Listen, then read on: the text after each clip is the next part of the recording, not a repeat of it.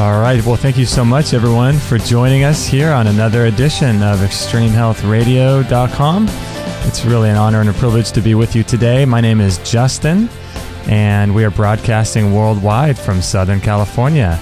And Mimi Kirk is not too far away from me, just a few minutes down south. And it's going to be another great day here. I hope you're having a great day, whatever you're doing today. We do, 4 shows a week right now. Monday, Wednesday, Thursday, and Friday. We'll be adding a Tuesday show pretty soon. So that'll be a lot of fun. And if you'd like to follow us on Facebook, that would be excellent. We'd love to have you join our community. You can check that out at extremehealthradio.com/Facebook and click the like button there and interact with us and talk about our shows and all that kind of good stuff. So that would be great.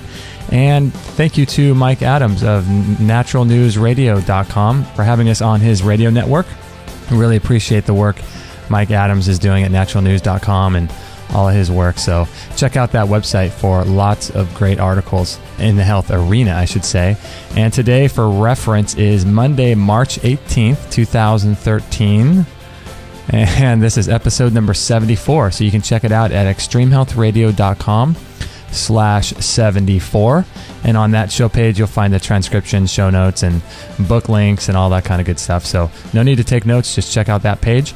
And if you ever have a question for one of our guests or for me, you can just email them to me at justin@extremehealthradio.com. Or you could call our voicemail line, which is 949-391-7363. And I can play your message to our guest on air. That would be a lot of fun. And this show is going to be brought to you by Amazon.com. And if you ever make any purchases from Amazon, please consider going through our link, extremehealthradio.com/Amazon, and bookmarking that. And you don't have to buy anything related to health. You can just purchase anything you want there. And anytime you do make a purchase, that will help support our work. So that would be a great way to support us. And we've got lots of great guests coming up. On March 20th, we have Tamara St. John. She is at tamarastjohn.com, and she had breast cancer, terminal, and it was really, really bad, and she didn't have health insurance, so she was forced to go the alternative treatment route and was successful and has written a book about it, so that should be a good show. Then we've got on Thursday, March 21st, April Renee from vacinfo.org, talking about childhood vaccinations and all of that. And then Wednesday, April 3rd, we have Phil Wilson from Momentum98.com, and he is the creator of the sauna that we sell on our website. So it was great fun meeting him a couple weeks ago at the expo in Long Beach. So that would be a great show to connect up with Phil Wilson and talk about sweating and detoxification. But today we have Mimi Kirk, 75 years young, and is amazing. She was voted by PETA the sexiest vegetarian over 50, and she's been all over the media, the doctors, Fox News, Women's Wellness Conference. Her website is youngonrawfood.com. Excuse me, I got a tickle in my throat. And she's also the author of Live Raw Food Recipes for Good Health and Timeless Beauty. And I think another one coming out in July, which is called Live Raw Around the World, International Raw Food Recipes for Good Health and Timeless Beauty. So thanks, Mimi, for being on the show. It's my pleasure. It sounds like you're doing some great work there. Oh, man, it's a lot of fun. We love doing this, talking to all kinds of different people. It's good fun. Great. Are you following everybody's advice? Oh, gosh. If we followed everybody's advice, I don't know. It would be crazy. Oh, man. We get a lot of different opinions and different people talking. Yes. As you know. And we had a guy on the other day that was doing raw animal products, if you can believe that. Yes, I can. I've heard people do that, swear by it, actually. Yeah, so we like to offer all kinds of different, opinions, and I think it's good that way. It is great. Yeah, so you were voted, as you've, kind of made you famous recently, but you've been in movies and acted and everything like that, right? But you were voted the sexiest woman over 50 a couple years ago. Yeah, actually it was in 2009, Sexiest Vegetarian Over 50, and it was just before my 71st birthday, I think, whatever it was, but around there. And it was quite surprising. Everybody in the contest was in their 50s, and early 50s, could have been my daughter for the women's side. And I was very surprised I won, and it really kind of catapulted me into some kind of fame so quickly. My Facebook page had about 100 people on it, and before I knew it, it was going up to 1,500, and now it's like 50,000. Oh my gosh! And running every day, and my YouTube videos have been seen over 1 million times, and this is just amazing to me. I'm still kind of floored over it, but I do understand because I'm going to be 75 this year, and people are looking to see how raw food affects you as you age. And even though I did start late, it still has kept me, I think, it kept the clock from moving ahead. It's still, I look all the time and I think maybe I'm getting younger instead of older. I'm going backwards. So I think, people who are starting out in raw food or people who want to get healthy, they really look to me to see that I'm looking good and feeling good at my age, and maybe they can do the same thing. So I think because of my age, it's inspired a lot of people to take a look at their food that they consume. It's funny because when I look at someone like you who's doing it, a lot of people have theories and a lot of people kind of talk from ivory towers, but you're doing it. And when I look at someone like you, I feel like that's what 75 should be. It shouldn't be abnormal to be how you are, right? Right, I agree with that. But I have 2 elderly sisters, and I've avoided all the health problems that they have. They have everything. My family has had everything. Both my sisters have had cancer, high blood pressure, thyroid problems, Parkinson's, leukemia, heart problems. You name it. It's been in my family. Wow. So longevity is not that important to me. It's really being healthy as I age. I don't want to be laden down with a bunch of pills that I take, because one thing leads to another, and then I watch my sisters as they age with all these pills that they take, these drugs that doctors prescribe. They're not doing that well. I have one sister in a senior home. She's 88, so she's living long. But the quality of life that she's living, for me, would not be something I'd be happy about. And when I was going around trying to find her a senior home to live in, I saw people my age and much, much younger with walkers and very unhealthy. And that's a wake-up call. Anybody who's not sure they want to eat healthier and cut out processed food and start eating raw, just visit a few senior homes. You'll see what life could be like if you don't take care of yourself. I do believe we can reverse things. Yeah. Yeah, I think that is a huge thing to do. I was doing some research, and have you heard of a guy named Bernardo LaPaulo? LaPaulo, I've met him. Have you really? And then now he's 111. I met him last year when he was 110. Isn't that amazing? And it is amazing, and we spoke at the same event, and he spoke the day before I did, and he got up on stage. He was all dressed up in his suit. He got on stage, no help, stood there an hour, didn't have to sit down, stood the whole time he spoke, and he's just amazing, and he told his story. And he looks at me. He told me afterwards, we met, and I said, I'm happy to meet someone older than me who's healthy. And he said, if you see pictures of me when I was 90 and you see pictures of me now, I look the same. That's what he said. Wow. I thought that was just great. And he covers his body. His dad had told him years ago to use olive oil all over his body, rub his feet with olive oil, and that's what he does. He walks 2 hours a day barefoot so he can ground himself, and on a cold day he'll put socks on. And he eats primarily vegetarian, plant-based food. He drinks smoothies with some superfoods in it. He buys some blue-green algae stuff that he puts in it. And, he really has taken care of his health really his whole life, drinks green tea and so forth. But he does look amazing. He's got complete energy. And I believe that that's very possible to do. And there are lots of people living to be over 100 today who eat basically plant-based diet. But as we know, there's more than just the plant-based diet. There's attitude, there's exercise, there's being social. There's so many other things that have a lot to do with, I think, living long. I think food is the first thing, but I think there are other things entwined in that to live a long life. So I'm an experiment. We'll see how well I do. It's just fun to live old. I just tell my kids all the time, I don't want to outlive you, so you better start taking care of yourself, because I'm going to live to be very old. So you guys better be healthy. That's funny. Yeah. Drink that green juice. It's funny, when I was at a neighbor's house the other day, and the husband, I think, was around, I think it was late 70s or so, and the wife was late 70s as well. And so they called me over because apparently the wife, has dementia, and has a tumor and in her brain and things like that. And we were helping her get into the wheelchair because she just wasn't functional. And so we lifted her up into the wheelchair so that he could put her on the couch and all of that. And as we're leaving, he said to me, he kind of just had let out a big sigh and said, the lesson here is just don't get old.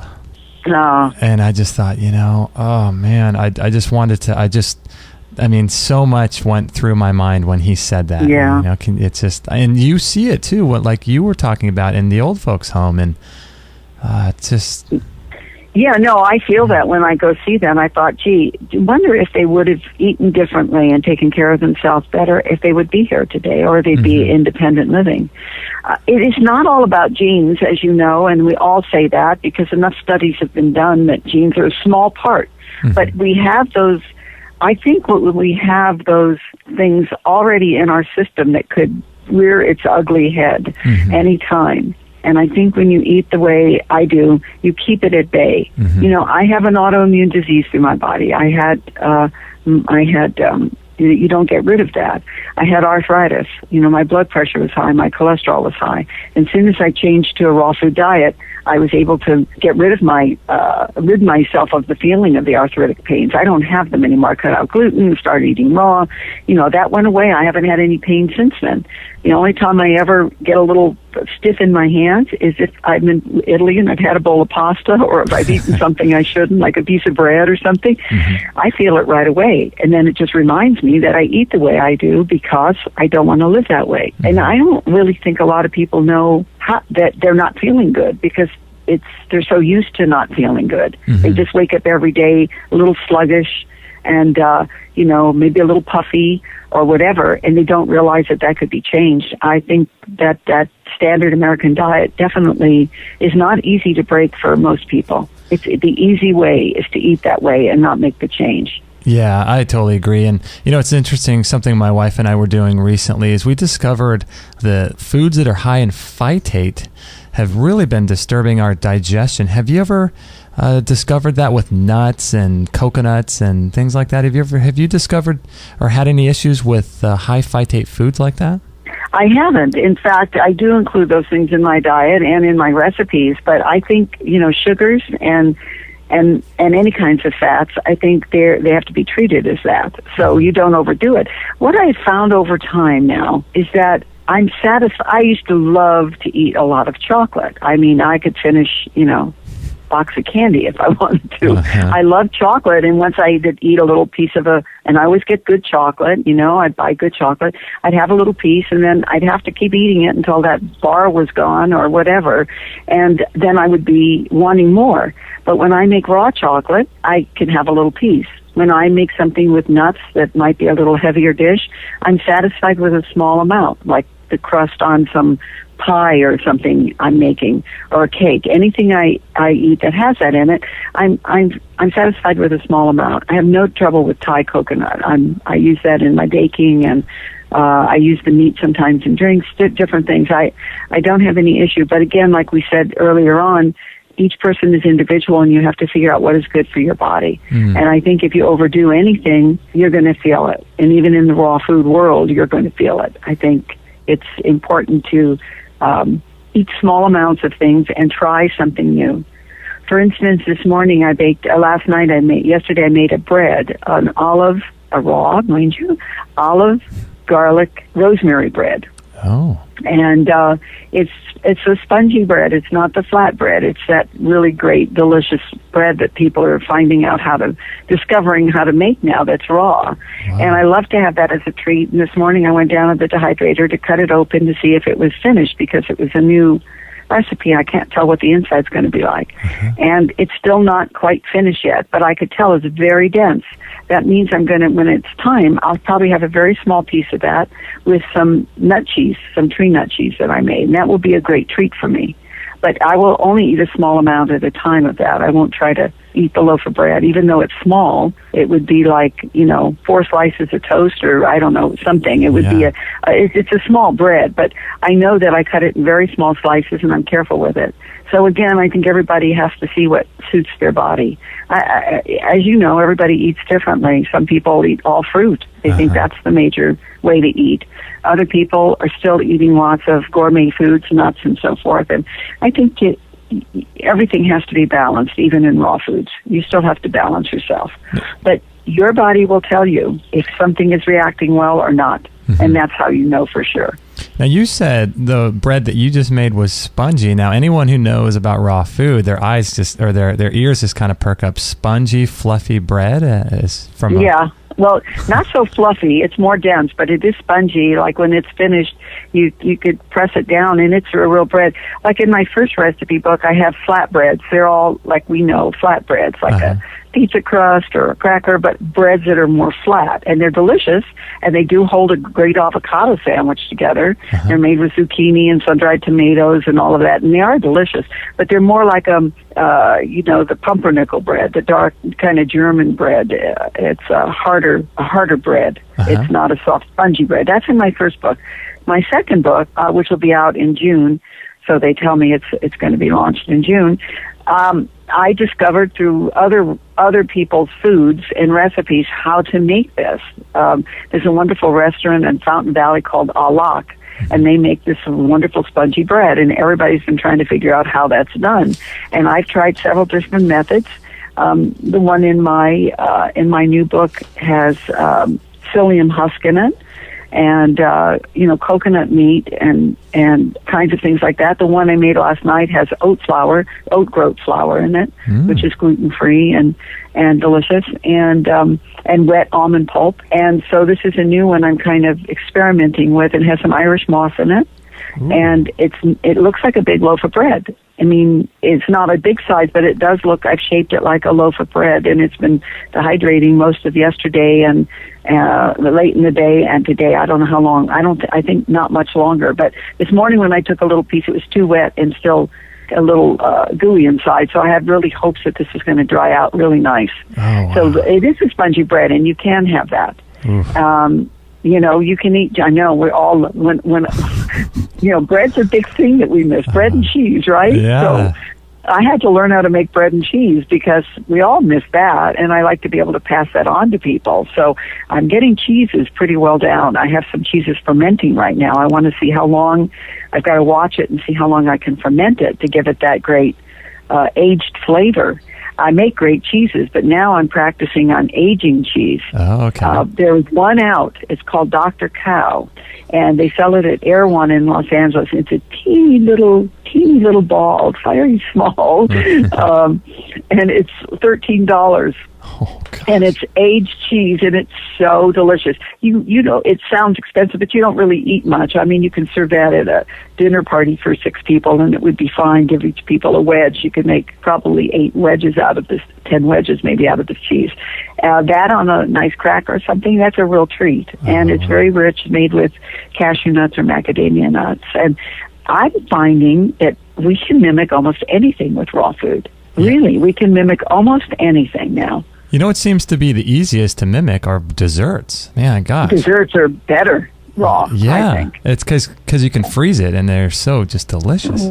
Right, creamy cheesecakes. And I know for people who don't understand this, if I'm taking a raw dish somewhere to someone who hasn't eaten raw food, that's exactly what I bring as a dessert, because that pops their eyes open that how delicious that is. So that's really, really a good thing.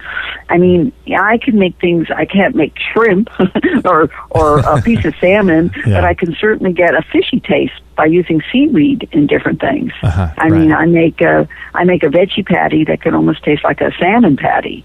I use kombu, which is a seaweed. I love sea vegetables. And I make a bread like a bagel, and I put cream cheese on it and tomatoes and that, like for my lox and my smoked salmon and capers. And I've got myself a little breakfast dish I used to love so much. Oh, my gosh. Yeah, and I make lasagnas and pastas, and as we know, there's just almost everything you can mimic. So I'm really about this. Here's what I really feel. I stopped eating meat a long time ago. I've been a vegetarian or vegan for the better part of 40 years. Of course, I went off and on a few times, but I'd always go back. And I stopped eating meat for the animals because I just didn't want to kill animals anymore. It didn't feel right to me. It felt, I don't want to kill to eat. I don't need to. I don't want to put animals through torture just for me to eat. Mm-hmm. So I just couldn't do it anymore. I stopped eating meat. Later, it turned into a health issue, that I wanted to stay healthy. So starting to be a vegetarian or vegan in my early days really supported my health, I'm sure. And then switching to raw when I got older really made the big difference. And so I'm really about trying to get people good recipes because you could change if you're getting good food. If not, right. You crave the old food and you end up going back and eating things you shouldn't or don't want to eat that don't keep you as healthy. Right. So that's what I like to tell people is get good recipes, practice making things, perfect a couple dishes. And once you do that and you have some go-to dishes, like, what are we going to whip up today? If it's going to be some special salad or if it's going to be a dehydrated meal or whatever, get some things that you ground yourself with that you can fix and then just keep adding to that repertoire of food. Mm-hmm. And then all of a sudden you can fix that just as easily as you can cook food that you used to fix. Yeah. Right now, people don't have enough recipes that they know how to make that they really like, so they fall back in and they make a cooked vegan meal, which is not bad if someone's not going to be all raw. Some slow roasted vegetables. I fix my boyfriend is not all raw, so I'll fix some other things once in a while, and I make sure though it's very healthy, like quinoa and vegetables and stuff like that. Yeah, so I think that's great. I think having enough vegetables in your little packet really makes a big difference if you're going to stay raw or not. Right. So, right. I think learning how to prepare food is kind of an act of self-love. It's an act of, wanting to take care of yourself. And so Mimi Kirk has got some great books, Live Raw Food Recipes for Good Health and Timeless Beauty. Her website is Young on Raw Food. And make sure to follow her on Facebook too. I follow her on there and she posts all the time, a lot of great stuff. So make sure to check out her website and Facebook account. And we'll be right back with Mimi Kirk after this break. So rebounding is, in my mind, one of the best ways to detoxify your lymphatic system, and it's the only exercise on earth that will actually detoxify your lymphatic system, and your lymph system is responsible for storing toxins and chemicals and poisons that you're exposed to, and there's no pump for the lymph system. It doesn't have a heart, so you have to move it up and down, and it's filled with millions of one-way valves that get squeezed and pushed and opened and closed every time you jump. And we feel like we've found the best rebounder on the market today. It's the Rolls Royce of rebounding. It's called the Bellicon. And I highly, highly stand behind this product. It's absolutely amazing. If you want to hear what some of our guests said about it, check them out on our store. You can listen to what a lot of our guests have said about rebounding and the Bellicon in particular. So a lot of times people will go on the rebounder with oxygen for cancer if they're really sick. And it's one of the most powerful things you can do to cleanse your body and to exercise every single cell in your body, every organ in your body. It's the only internal organ exercise you could do. And it's absolutely incredible. It also helps to rebuild bone density because of the up and down motion, the G-force that gets applied to every cell of your body, and it tightens and tones your body, and it's just really, really great aerobic exercise. And the Bellicon is made with straps, these bungee cords instead of springs, so it's silent and they have a warranty on it. It's the best rebounder on the market today. So if you're in the market for one, I would highly recommend just saving up and getting the Bellicon, because there's no other rebounder on the market that's better than this thing. I firmly believe that. So if you're interested in it, check it out, extremehealthradio.com/Bellicon. That's B as in boy, ELLICON. And you can learn more about it and watch the videos on that page too. So thanks for listening, and I hope you enjoy your rebounder, and we'll catch you on the next episode.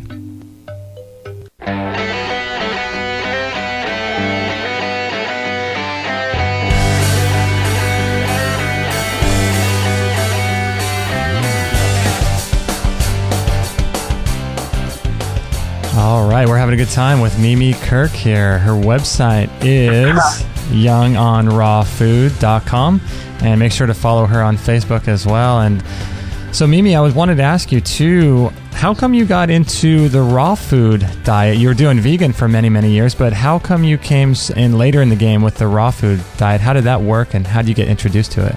Well, first of all, I thought I always ate pretty healthy, but the last couple years before I went raw, I had met my boyfriend, and I was impressing him with my cooking, which was standard American food, because he ate everything. So he wasn't a raw foodist, and I wasn't at the time. And even though I made lots of vegetarian, vegan choices, when I cooked for him at home, I made standard food and started eating it again. Mm-hmm. And I gained about 22 pounds. And I really didn't even notice. It kind of crept up on me. But I went for my annual checkup, and my doctor told me my blood pressure and my cholesterol was high. And I had just started feeling little arthritic pains in my joints, my hands, and my knee. And I was really surprised, because I thought, my God, I've eaten such a good diet all my life. But there was my weight up. So I left with a prescription in my hand and decided that that is not the route I was going to take. I had to start to clean up my diet again. So I got online, got on the internet, and started researching as much as I could. And you know the internet never lies.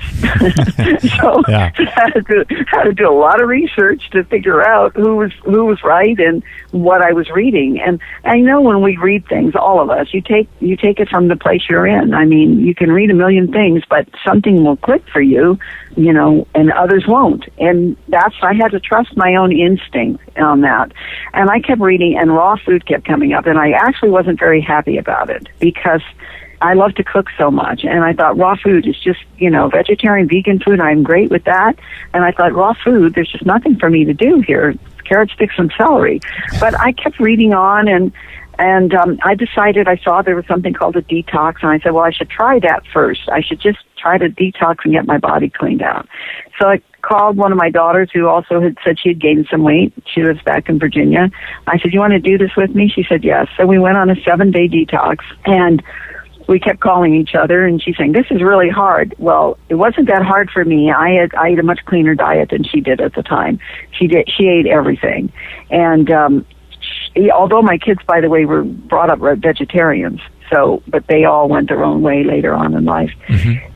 So we both went on this detox, and by the end of that week, I started to feel really good, wake up just bouncing out of bed about the 4th day, and I thought, okay, this is good. I want to do this a little longer, but now maybe I'll try that raw food thing.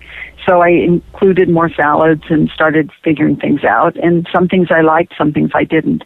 But the juicing was amazing. I knew that right off the bat. So we both continued on, and I never looked back, and she didn't either. She's now mostly vegan and raw. She doesn't do all raw, although she knows it's the best way for her to eat too. But she lost 65 pounds. Wow. I lost my 22 pounds very quickly, and I'd look in the mirror and I thought, wow, am I reversing my aging or what? And I'm not sure you reverse, but I think I've been keeping things at bay. I mean, I do have lines on my face, and, you know, I don't look like I'm 20, but I do look younger than my age. But I think my energy level is what really comes through when someone meets me, is that I have a boundless energy about me. And, I was a very energetic person before, but not in the same way I am now. It's a cleaner energy that I have. And I went back to my doctor in 6 months, and all my levels were perfect. So, okay, wow. That's how I went raw, really just from researching it myself and wanting to clean up my health. And, you know, the earlier I think people do this to clean up their health and drink their green drinks and eat primarily a raw food diet, I think their health will be greatly improved. And I actually think their physical appearance, if you can prevent rather than try to reverse, I think you're much better off. Preventing something from happening is much better than getting it and then trying to reverse it. It takes a lot more work that way. Because doesn't it seem like a snowball effect if you start taking care of yourself when you're young? I mean, it's kind of like compound interest. By the time you're much older, you've really, really done a lot of work, and it seems like you can really, like you said, prevent disease and just be in amazing shape. I mean, imagine if you had eaten the standard American diet from 20 till now. I mean, yeah, geez, you can't even imagine what you would be like right now. No, and I know that for sure. But, you know, the thing that I find, because I consult a lot of people, and the thing that I find out, if someone doesn't have a strong commitment to change their diet, it's very easy to keep slipping back in and started eating more cooked food, and then packaged food again and all of that. Mm-hmm. I try to get people off of processed food. That's the first thing. Don't buy things in a box, a bag, a can, a pouch. Don't buy processed food. It's just laden with chemicals. That's the first thing we have to get out of our body. Whether they're eating all raw to start out or not, if they could just eat fresh food and even cook that. Being a vegetarian or vegan does not ensure that you're going to have a healthy diet. There's so much junk food in the vegetarian and vegan world. It's just unbelievable what you can eat. I mean, you can't be eating pasta every night just because you're a vegan. Yeah. And that's one thing that people go to very quickly, you know, eating pastas. You still got the gluten, and you're still, even if you're eating gluten-free pasta, it's still not that healthy for you. It takes a long time to digest that food. Mm-hmm. So I try to start people with, you know, like I say, not eating processed food, and then start to switch to find a few things they can make, and fix juice in the morning, eat a big salad at lunch, and then maybe have a cooked vegan meal for dinner. Most people can do that, and eat fruit in between. But again, I think that you have to have a commitment to something about yourself, self-love, whatever it is, that will make you stay and eating a healthy diet plan. Young people feel infallible. They feel that they could go on and just eat whatever they want, eat junk food, and I'll do that later. But, you know, you start creating damage in your body. If anybody catches this by 30 or 40 and realizes that they should be eating well and starts, I really think there's a huge difference in how you will age. Yeah. I definitely think so. The thing is you're not suffering. You're not cutting out anything that you're going to miss. It's only food. You can find so many substitutes that are delicious for anything you want. It's just food. Is it worth eating it for a minute? You forgot the meal you had 10 years ago. I mean, there's very few foods that you remember at a restaurant and say, oh my God, that was so delicious. But you don't really remember it. Is it worth your health? Yeah. You know, that's the way I look at it. It's not worth my health to eat something that's not going to be good for me. I'd rather find the solution that will be good for me and then eat it. Yeah, because what you remember 10 years ago really is just the experience of sitting out at that cafe in Italy, but you don't really remember the food, you know. Exactly. Or you remember the people you shared a meal with. And, you know, and if you love someone, if you're the cook in the family and you love the people you're cooking for, it's your responsibility to give them the best food. It's your responsibility to feed them something they're going to be healthy with. Mm-hmm. Forget the butter. We all love it. It tastes great. You know, use a little olive oil or grapeseed oil. It does the same thing. If you're still eating eggs for people, don't cook them in butter. Cook them in olive oil. Right. You know, there are all kinds of ways you can start shifting the food, and then your palate starts to change. So some people have to transition slowly. I'm all for that if someone wants to do that. I just happen to go gung-ho because, you know, I was 69 at the time. What am I going to fool around? You know, I got to get at it. You know, got to get serious. Yeah. And so, you know, I tell people all the time, just move into starting to feed your family healthier, and then take a look, sit down, treat yourself like someone you love. I mean, that was the biggest thing for me. I could fix the best healthy food for anybody. I can make the most gorgeous meal and set the plate like, you know, beautiful, you know, plate everything so it looks gorgeous. And then for times for myself, I would cut myself short. I would just, you know, fix something quickly and put it in a bowl and eat it. And then it was like, wait a minute, I have to treat myself like somebody I love. So I have to always slow down and remember to make my plate as pretty as my boyfriend's plate, right? You know, or my company's plate. Uh-huh. Yeah, no, that makes a lot of sense. What do you feel like for you are the biggest challenges with aging in your life? Well, I have to really think about that. Well, that's good. Yeah, no, I have to think about that.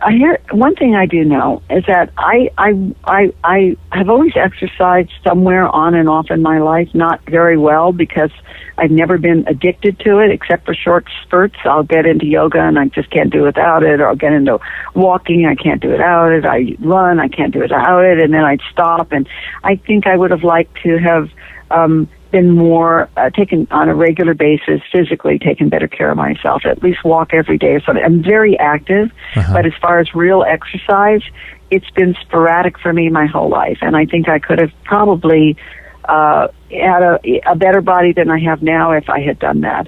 But, you know, why it's hard for me to think about it is because I've learned not to look at the negative of anything happening. I don't look at my aging. I don't look that I have, under my blonde, I have some gray hair. I don't look at, my face doesn't look like it used to. I wake up feeling like I'm 20 and then past the mirror and it's like, holy cow, who's that? But I do think I look good for my age. I don't want to even think about anything about myself that's negative. I keep a very positive attitude about myself. I'm not sure if everything's perfect or not, but I sure wake up feeling good. It hasn't stopped me. My boyfriend's 20 years younger, almost 20 years younger than I am. So that hasn't stopped me from meeting somebody. I didn't meet him until I was 64. Wow. And he was 45 at the time, and we don't feel any age difference. He's just an amazing man and a fantastic person. And so my relationship, my sexual drive, my everything seems to be intact. And I feel young, and I don't really have anything I can say sorry about getting old, except that maybe I only have 30 years to live instead of 50. I don't know. Maybe I'll live 50. But a dear friend of mine and my prior boss when I worked in films is Valerie Harper, and she was recently diagnosed with terminal cancer of the brain, and she's been on all the talk shows lately, and we had a conversation on the phone the other day, and she's doing amazingly well with a great attitude, because they're trying to do something as doctors do with oral chemo, because she can't take the other chemo. And I've tried to tell her about things that she can do naturally, but people kind of trust their doctors, and when they have something serious, they listen to the doctor unless they're already an alternative person. Right. I believe there's all kinds of alternative methods. I know many people who've written to me and instead cured themselves of cancer by doing it the natural way. So I know that's very possible. But she talks about living in the moment and just enjoying life. She says, I'm not dead yet. Nobody gets out of this alive. And what you have to do is just live every moment to moment. And that's what she's doing right now. She's doing what her doctors tell her. She doesn't know where this will go or how long she has. They've given her some kind of 3-month period, but she could outdo that for sure. She knows that. And what she's doing is just living her life, getting her things in order, but living her life daily, still walking and enjoying her family and friends and, whatever is important to her right now. Wow. So I think that's all we can do. We can't think about where we're going at the end. We just have to stay in the moment, stay as healthy as we can, enjoy life, tell people we love them, be kind, be generous. Don't be judgmental on yourself or anyone else. And I think that you just have to live in the moment as pure as you can and remind yourself, what is stress about? What are you stressing about? And that is very aging and bad on your cells. So you have to pull everything into perspective. Right. And I think that that's important. And we have to remind ourselves over and over and over again, because we're human. We traipse off into other places and let other things become more important than our health and our family's health and so forth. And I think I do really feel very excited, because when I became a vegetarian in the 70s, you had to really look for food. Nobody even knew when you told them you were vegetarian. Then when you say vegan, they didn't have any clue what that was. People just looked at you like you were strange. You couldn't go into a restaurant and say, is there anything you can fix me that doesn't have any meat? And you can go almost anywhere and do that now. Plus, there's tons of restaurants opening. I'm very hopeful that people have become more aware to eat right. It's all over the media. It's in magazines. It's on the television. It's everywhere. Everybody has an opportunity to do it today. And so many people who really still eat the standard American diet have started juicing. They just do that and nothing else. And that's a big step in the right direction. That's huge. And you realize when you have your juice how good you feel afterwards. And so then maybe they take the next step right after that and saying, the salad for lunch, I feel so good. Then you start realizing that cooked food sits in your body and takes a long time to digest, and you don't feel as good after a meal as you do when you're eating a raw meal. So I'm really excited and very hopeful. Mainstream chefs are opening up vegan restaurants. The Wynn Hotel and the Encore Hotel in Las Vegas have a vegan menu. Really? There's a vegan chef there. Yeah, and he just opened a place in L.A. on Melrose, this same vegan chef. He opened a place there, and I think a lot of Mario Batali, he said he always had vegetables as a side dish. Now he's looking at doing more things like that and following Meatless Monday. So I just think a lot of mainstream people are moving that way. Yeah, I think it's a great thing. And I think that it's coming more into awareness. And like you were just saying, it's all over the media. And I think that, as long as people start really investing in themselves and start really taking care of themselves, the information's out there, the food's there now, and we really, really can kind of go as far as we want with this. We are with Mimi Kirk. We got to take a short break once again, but her website is youngonrawfood.com, and she's the author of Live Raw, Raw Food Recipes for Good Health and Timeless Beauty, and Live Raw Around the World, which is coming out in June of this year, so that'll be really cool. So we'll be right back with Mimi Kirk after this short break. So I'd been following a guy named Lucas Rockwood for years and years, and he's a yoga instructor and a raw foodist, and we were finally able to get him on our show on episode number 10. So if you want to listen to his interview, it's really good. But he's a really good guy. We're honored and proud to be supporting him and his products at Yoga Body Naturals, and he's got this really cool product called the Yoga Trapeze, and you can check it out at extremehealthradio.com/trapeze, and that's TRAPEZE. It's really cool, like a yoga swing that you can install in your house or in your garage or anywhere. It's really, really cool. It helps to invert the body, and you could do back bends, and it's really, really an amazing thing for elongating your spine and relieving back pain. But the power of inversion is really, really critical. It's really sold and marketed as something that will help your back, but the power of inversion is really, really great. And people like David Wolfe and lots of other people talk about how powerful it is to invert the body for some portion of the day, for as often as you can. And it's really cool. It comes with a bunch of videos that teach you how to install it, and it's got a bunch of practice videos too that comes as a bonus. He gives you a 2-month supply of this Liquid Energy B, which is like $25 normally, and he's got 108 Super Juices ebook that's normally $30, and also a Yoga Trapeze chart that's normally $20 that he throws in as for free. And you can get them in purple, two-tone purple or two-tone orange. And the cool thing is that you can try it for just $1 for 30 days. And it's really, really cool thing. If you go to extremehealthradio.com/trapeze, you can learn more about it and watch the videos of him using it and demonstrating why it's so good and all of that stuff. So if you're interested in that kind of thing, elongating the spine and using inversion to help heal your back and to have better posture and all of that, it's really something that you should look into. But before you look into it, listen to our interview with him in episode number 10 and just learn more about him and what his work is all about. And then go to extremehealthradio.com/trapeze if you're interested in getting this thing. And if you get it, let me know. I'd love to hear what your thoughts are about it and how it's benefited you and all that. So thank you for listening. And you can also check it out in our store too. So don't forget to check it out there. Thanks for listening, and let's get back to the interview.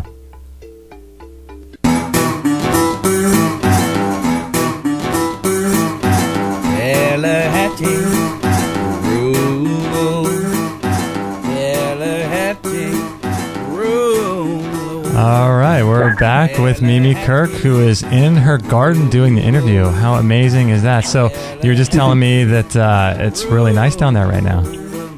It's so beautiful. We have this amazing cactus garden, and everything's in bloom, and the cactus are just going crazy, and the birds, and it's just so much teeming with life here. I have a very small vegetable garden because we have a lot of critters where we live, and ours is a kind of a tabletop garden. It's on legs. It's a kind of a raised bed, but it's up on legs, so we can grow what we want without the critters getting in it. Oh, but nice. The rest of the garden is just amazing. We picked at least 60 lemons off our Myers lemons tree, and that was only about a third of what's on there. Mm-hmm. So wow, I feel like I'm living the good life here. Nothing wrong with that. Nothing wrong with that. So I got to ask you, I wanted to talk a little bit about this last segment. I want to ask you later on about some of the recipes from your book. But, as we get older, as you learn more about how the world really works, and then you get stressed out, and then you take a job and you have money issues, and you start getting very cynical in life. You see the really angry older people, or sometimes you run across the really happy old people. So what are some of the things that, you do on a daily basis to kind of combat that and keep a positive, energetic outlook and things? Well, I think I've had the typical life like anyone else, and maybe even harder than most, because when I was widowed at 29, I have 4 children, and my husband was killed in a plane crash. And I was, at that point, I had worked before, but I was a stay-at-home mom, and there was no money, no insurance. I had to go to work, and I think it made me very strong. One of the things I really feel throughout my careers, and I've had many things that I've done, is that you have to do things that you love. And everywhere I've ever been, I've always felt, I think even when I was very young, is that our lives are really, we all have gifts that we are given and things that we want to use, our talents, our special abilities, that no one does it exactly like we do. Mm-hmm. And appreciating yourself in any stage of life is very important. And you have to do things you love. If you're not, and you're going to that job in a cubicle every single day and you're unhappy, you have to figure out how to turn it around. Someone told me the other day that they have this most terrible boss. They're going to have to leave the job. The boss makes them miserable or really unhappy. And I said, people like that are a gift, because what that's telling you, and it's been saying this to you for a long time, is that you're not in a job that you really love to begin with. They're forcing you out to take a look at yourself. And it's happened over and over. And until you actually do what you love, you're going to have things like this happen in life. And I do believe other people are teachers for us, whether it's a bad thing or a good thing. They are teachers for us. So we have to really look around and see where we put ourselves. And if it's someplace we're unhappy, I think we have to realize, why are we there? Well, I had to go to work. I wanted to stay home and be with my kids. I didn't want to be a working mom. I wanted to be with my kids. But today, I see that all my kids are so independent and quite amazing. They were out on their own very early. We had a really fun time while I was raising them, even though I was working. I tried to let them see everything about life. I really wanted them to be good people and loving people. That was the major thing for me. It wasn't even about what they were going to do for a career or, going to college or anything. I didn't have any money to put them through college or do anything. Everything they did, they've done on their own. But most of all, I like who they are as people. I think that's the best part about them. And I think that you have to feel that way about yourself. We only make ourselves unhappy. We only put ourselves in a position. If we look at everything as a lesson and a gift and we move on from there, I think we can change all that. I'm not being all Pollyanna here, because I've done it myself in my own life, so I know it's possible. And I think that when I was 30, after I lost my husband, I started meditating. Oh. And I really think meditation put me in an amazing place in my life to be grateful about living and life in general, about why I'm here, about this Maya, this world that we live in, which isn't really the real world. Mm-hmm. It's really kind of your inner world that you live with, not the outer world. Right. And I think that pulled me through so many things, and things that would have been more difficult for me. And I certainly have had all the financial struggles in my life, like everyone else, trying to take care of my family. And since I'm not one who finds money the thing to work for in life, I've always had to pay attention. Once I trusted myself and I used my gifts out there, things that I thought I had ability, my loving gifts to people, my life just started to change automatically. And I think everything is energetic. You attract to you what you put out. If you're a positive person, you attract positive people to you. If you're insecure and negative and have different thoughts, you draw those people to you. Mm-hmm. And the people you hang out with, it's all catching, negative people, getting drunk and smoking, everything else. It's very catching. And a lot of people aren't that way, but you start hanging out with their friends and they become that way. So I think, kind of cleaning yourself up and thinking positive and trying to catch yourself when you think a negative thought about yourself or about anything out there or even other people.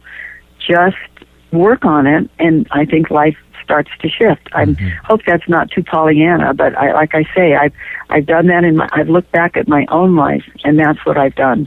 Sometimes when I consult people and they start going off on all the negative things about themselves or their friends, I see why they're carrying 70 or 100 pounds around extra. Right. Because they're not happy with themselves or their life, and they have to switch that negativity. And they can't be carrying around a 16-ounce soda in their hand and expecting their life is going to change. Right, I think you keep cleaning things up a little at a time, and that's one thing I think is very important. Yeah, it's interesting because the mindset is so important. And I've even heard people talk about how our physical body, like our cells and, all the way down to the cellular level like that, actually responds to the thoughts that we have in our brain. So when we have negative thinking in our mind and all this kind of stuff, our physical body actually responds to that. Have you heard about? I'm sure you've heard about that. I believe it's true. I mean, I know for myself. I believe things when I experience them. Like I would have never believed about meditation or finding my soul or what's inside of me other than my brain. And when I started to meditate, I really connected with something inside myself that's deeper than just your mind thought, just your thought. And it was a fantastic place. It was fascinating to me. And I was 30 years old at the time. And I think that changed so many things for me, the way I see the world in general, the way I see everything, the way I look at life and death. Mm-hmm. I do believe in that, like I say, everything's just a magnet. And you can change it. I see people so completely stressed out. And then whatever they were stressed out about ends up working out. And they did that for nothing over and over and over again. And they keep repeating the same pattern. They get stressed and then it all works out fine. And then they go back for a while, they're fine. And then they find something else. You have to look at what stresses you out and get real about it. Right. And I think that's important. You have to just slow down and take a breath and do it. It becomes a habit. Positivity becomes a habit, just like negativity does. Uh-huh. And you have to keep practicing it. If you say something negative about yourself, you got to just zip your mouth up and don't do it anymore. Catch yourself at the time you're doing it. If you feel stressed, try to catch yourself. You just have to keep looking at it. You can, in one second, you can be totally happy and the next second totally sad. Uh-huh. So why is it? It's your mind doing that to you. It's you. You're doing that to yourself. That's no outside influence is doing it. It's just how you think about the situation. You could have, you could rear end somebody and could be completely freaked out. But then you think about it, okay, I did this, I've got insurance. I hope I didn't hurt anybody. You can go through whatever you do, but you still, whenever anything happens to you, you have to look at what is this saying to me? What can I do about this? Was I on my phone? Was I thinking negative thoughts? What occurred and what can I do next time to take a look at when something happens, how to handle it the best I can. Yeah, and I think even financial stuff, even that. Why are you that way? Why are you in a financial bind? Did you go out and buy yourself a $150 blouse? Did you spend more money that you weren't paying attention to? Our financial stresses don't have to do really how much money we're making. It's about how much money we're spending. And if you're spending over what you make and because you want this or you want that at the time, you have to think of a different way to do it so you do not put yourself under financial stress. Running up credit card bills and paying interest on a $150 blouse you bought is going to end up being a $500 blouse. Yeah. So you really have to take a look at why are you financially strapped? What are you doing? If you're not living within your means, then you're financially strapped. And we cause that on ourselves. It's really not how much money, like I say, you're making. It's what you're spending. You have to live within your means. And simplify your life and then find out what kind of work you want to do that might bring you more. Or maybe you just have a job that brings you happiness and you live more simply. It's different for everyone. And I think my boyfriend retired when he was 40. He put himself through college. He came from a poor family. His dad passed away early. He went to work very early, earned his way through college, only lived on what he had, and didn't try to live bigger than he had. If he was invited to a party, he ate more, because there was food there. But maybe he couldn't do as much on his own. And he was a financial advisor and handled pension money for very, very big companies and even the Navajo Nation. And he taught me a lot about money and what we do to ourselves and why we are complaining that we're in financial stress all the time because we're living beyond our means. Don't buy the car till you can afford it. Don't buy the house till you can afford it. And you can't depend on that salary coming in every month. You have to make sure you have enough. Even in his investments, he looks at companies that are solid and that the company can run if their business is not good for 3 years because they have a sound background financially. Right. So we have to save money. We have to save money rather than spend money and get ourselves to a place where we feel more comfortable and we can live comfortably and live within our means. And I think that's why financial stress or people take jobs that they don't even want because they want to have more stuff. So they take a job they don't like so they could be able to buy more stuff. And I think that's an imbalance somewhere that's going to affect your physical health and your mental health. Yeah, it really does come full circle when you think about it, because all of this really comes back to your physical health. And, you know, if you make $500 a month and that's your salary, but it only costs you $200 a month, you're doing better than the guy that's making $200,000 a year, but it costs exactly. him, you know? It's not it really, I mean, we all love nice things, and, you know, everybody talks about the subject of I can't afford to buy organic food. You know, I can't eat like that. Raw food's expensive. And, well, there are lots of ways around that. One is that if you shop at farmers markets, you can usually buy stuff at the end of the day when they don't want to carry everything home, or things that are ripe and ready to eat right then. You can usually do that. Even markets, they usually have, like my health food store, they put things on a rack, like bananas and stuff, when they get all spotted. Well, that's gold to me. I take those things and freeze them, you know, and they're a discount on them. Sometimes I'll see tomatoes that are heirloom tomatoes that are just ready, ripe to eat right now, and I'll take several over and they discount them for me, because if they don't sell them that day, they're gone. So they'll discount it for me. So there are ways that you can eat this food and be healthy.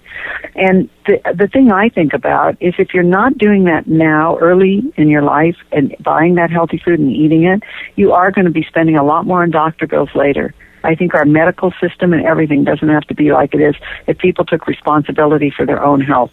I mean, obviously, you could break a bone, things happen, you need to go to doctors, you need to get your blood checked, you know, you need to get your checkups, but there are so many ways you can take care of yourself that you could prevent later on in life having this expense of sitting at doctor's office all days and buying, you know, medication and putting a burden on the system even. But I really do think that you know, stress is not good. We know that. It ages you very quickly. And you have to look at what is stressing you. Are you in a job you don't like? Are you spending too much money? Are you eating the wrong foods that don't allow you to digest properly? I mean, if you take a look, you could turn your life around in one day, just in one day. Yeah. And then for people who you know, there's the foods that you definitely should always buy organic, and you can get by with an avocado or a banana or something that's not organic, or pineapple, you know, but you have to buy lettuce and spinach and thin-skinned fruit and definitely berries. Those always have to be organic. Right. So there are certain things you can do and pay attention. So I think it's kind of a way to change the way you're thinking if you think you can't afford to eat well. Right. Yeah. No, I totally agree. And so, you know, I saw with you on your Facebook site that you recently have been attending Matthew Kenny's Raw Chef class. So I wanted to talk just a couple minutes. We only have a few more minutes left, but I wanted to talk a couple minutes about some of the recipes in your book. And maybe you can just kind of share one or two recipes from your book that you think would really help people. Well, first of all, Matthew Kenny's class was totally amazing. I've always been a really good cook, but I've never had a chef course. I can't tell you. I wish I was there now. I loved it.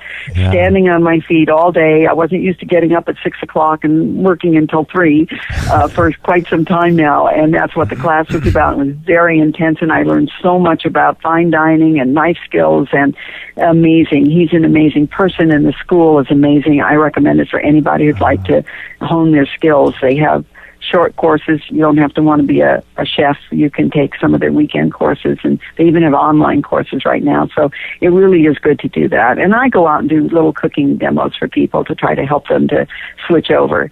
But one of the things I think is important to know is how to make almond milk, because even though it's simple, a lot of people don't know how to make it. Okay. And I was interviewed the other day by a newscaster here in San Diego who's doing a film, and she came out with a camera crew, and I told her how to make almond milk, and then a few days later, she's got it on her website showing people how to make almond milk. She said she couldn't believe how easy and delicious it is. Wow. So it's 1 cup of almonds.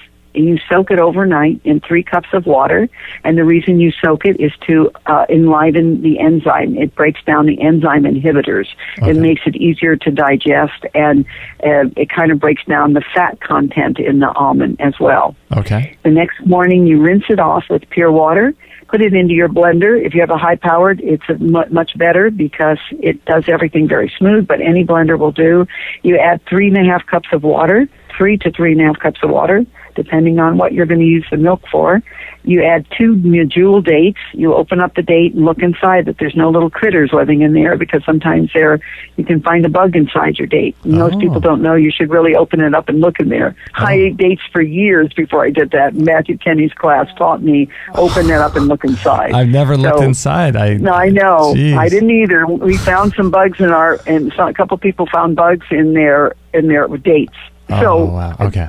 How many dates have I eaten that had bugs in them? Who knows? But from now on, open them up, take the pit out, and look inside. Yeah. You'll see little kind of snail tracks, or you might even find a critter in there. Okay. So it's best to look inside. So you put 2 dates in and a little dash, half a teaspoon if you like, of of vanilla, liquid extract vanilla, organic. Mm-hmm. And then you blend this all up. And then when it's blended up very smooth, you don't see any more bits in there, then you pour it through a nut filter bag, or I've been using paint strainer bags. They're much cheaper. Go to the paint store, buy a couple paint strainer bags. They're like $3, and they have a little elastic at the top. And I do all my sprouting in those bags also. I recommend them highly. Easy to sprout. And then you strain the milk. You're squeezing the milk out of the bag into a bowl. And then you can use that almond pulp, which I used in my bread that I baked yesterday. If you don't use it right away, you can freeze it. But I like to either dry it in my dehydrator, the almond pulp, and then I leave it chunked up and dry it until it's completely dry. I put it in a jar, and then when I need almond flour, I just run it through my blender, and I have almond flour to make cookies and things with. So you're not wasting any of the pulp. Then you've got this beautiful white milk that you can use in a homemade granola. You can use it in smoothies. It's delicious to put in a smoothie with a frozen banana, a couple more dates, some frozen berries, some frozen organic berries, antioxidant berries, and make yourself an amazing smoothie. And I love those smoothies. They're rich and they feel like a decadent treat, but they're really, really good for you. So the almond milk can be used in cream soups and in desserts. You can make a chocolate pudding with it. You can make a chia pudding. So you take that almond milk, you put a cup of almond milk into a bowl. If you're making it for yourself, you use about 3 to 4 tablespoons of chia seeds. Chia seeds, remember the chia pet? They sprout, but they also are full on protein. So you just sprinkle that in there. Throw a little, I use maple syrup instead of agave these days because that's my sweetener of choice, although it's not raw. Okay. It has lots of good, healthy properties in it. And then you just whip that up. Every few minutes, you just keep whipping the chia seeds.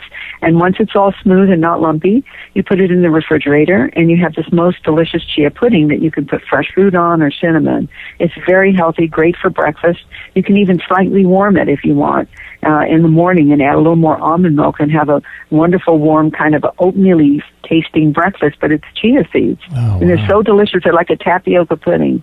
That's a no-brainer. That's 2 recipes I gave you in one just from that almond milk. Yeah, wow. And so you have like a lot of these in your Live Raw book, right? Yeah, there are lots of, that recipe is in there. There's lots of recipes. I make so many simple things. I mean, I love stuffed portobello mushrooms. And, I make a pesto that I put inside, and I've served that to guests. And, spaghetti takes 2 minutes to make with either a potato peeler if you don't have a spiralizer. But I recommend you getting one. They're about $30. They're really pretty fantastic, and you can impress anybody you want with spiralizing a zucchini, chopping up fresh heirloom tomatoes with a little olive oil and garlic and capers and black raw olives, and putting that on top of the spaghetti. I make a Parmesan cheese with cashew nut. It's just Parmesan cheese in your food processor, clove of garlic and salt to taste. You want it on the salty side, and you keep pulsing it until it makes small granules like Parmesan cheese. Don't overdo it. It'll turn to like a butter thing. Man. But there's so many things you can make. Your own almond butter. It's just endless, delicious treats. Oh, that's so, man, you're making me hungry. All I've had today is juice, but I feel like I'm coming over or something. And I recommend with my book, I tell people all the time, look through, pick out something that looks appealing and easy, something you have a taste for, and perfect it. Mm-hmm. Do my recipe, add some of your own things, do less garlic, more garlic, less salt, more salt. Whatever pleases your palate is what you have to do with any recipe you find in a book. I find most people make my recipes and love them the way they are, but I always think you have to adjust things to your own taste. Excuse me. And I think that if you find a couple recipes and you make them and perfect them, and then the next week or the next 3 weeks, make yourself another one out of there and try that. And then all of a sudden they'll be like very easy to go to when you want to make something healthy. And just replace a bad meal with a good meal. You know, replace pasta with the zucchini pasta. Replace the lasagna with that lasagna, because it is so delicious. And the salads are amazing. You know, if you want to have a detox, there's a detox in the book that tells you can drink juice in the morning, eat fruit in the snack, have a big salad for lunch. It's got all kinds of dressings that don't have any oil in them, and then make some soups for dinner. And you can mix and match those and have a beautiful meal that's good for a busy person and gives you all the nutrients you need for the day. And those are all the things you have to consider when you go raw. Are you a busy person? Can you only dehydrate once a week or every 2 weeks? Can you make your breads and crackers that way? Do you have any time to go shopping just one day a week on a Sunday to your farmers markets and get all your food then? You have to do a little planning if you're busy, so you don't, break down and eat some frozen food or some packaged food or some fast food. You have to start making that commitment yourself to make a little plan on how best you're going to eat. Oh, man, that's so great. So I want to thank you, Mimi, for being on our show today and just sharing all this awesome information. And it's such a great thing to have you around and sharing this. So cool. Thank you so much. It's been my pleasure. You can tell I enjoy talking about it because it's it really is my passion. I know how I feel, and I just wish the best for everybody. And I hope you'll all come to my 100th birthday. Oh, we'll definitely do that. Well, thanks, Mimi, for being on. Thank you so much, Justin. You're welcome. Take care. Well, I hope you guys all enjoyed that interview with Mimi Kirk. Again, her website is youngonrawfood.com, and make sure to follow her on Facebook, and you can also check out her books on our website on this show page, which is extremehealthradio.com/74, and you'll be able to see her books there and purchase them from Amazon if you're interested. Oh, man, she's really cool. And I feel like she's what 74, 75 should be. And like she was saying earlier, if you go to an old folks home or a place like that and you look at the quality of life people have, that's really the end result of just eating a poor diet their whole life and not taking care of themselves. And people end up like that. And so I would suggest go to one of those and really just maybe go there for a little bit of time and spend some time with people and give back to them. But just also take stock of this is the end result of not taking care of yourself. And so the best thing you can do for others around you and the best thing you can do for yourself is to take care of yourself now. So when you're 75, you act and feel like Mimi Kirk. And whatever diet that means for you, you'll have to figure that out. But just being intentional with your living and taking care of yourself, I think, is a huge thing. So I want to thank Mimi Kirk for being on the show. Again, youngonrawfood.com. And I want to thank Mike Adams of Natural News Radio for having us on his network. He's doing great work over there. I love being on there. And also, let's see. If you'd like to follow us on Facebook, I would love for you to join our community, extremehealthradio.com/Facebook. We post a few times a day. We interact with all of you, and we love doing it. And also, if you'd like to donate, we could really use your donations, Kate and I, to help pay for all the bills that it takes to run this show, and they're starting to mount up. So if you could donate, you can donate as little as you like, $1, $2, $5. Do it a monthly if you would like. That would be excellent. If you cannot do that, that's okay. We've got a lot of products in our store that you can check out, like a Vitamix or Excalibur dehydrator, blenders and rebounders and all kinds of things in our store. So if you're ever in the market for those things, if you buy through us, we'll get a little commission there. And that would be a really great way to support our work. And I just want to thank you for listening and sharing this with your friends and just being a part of what we do. We really appreciate it a lot. So again, thank you so much for listening to this episode. And I had my green juice this morning. Kate made it before the show.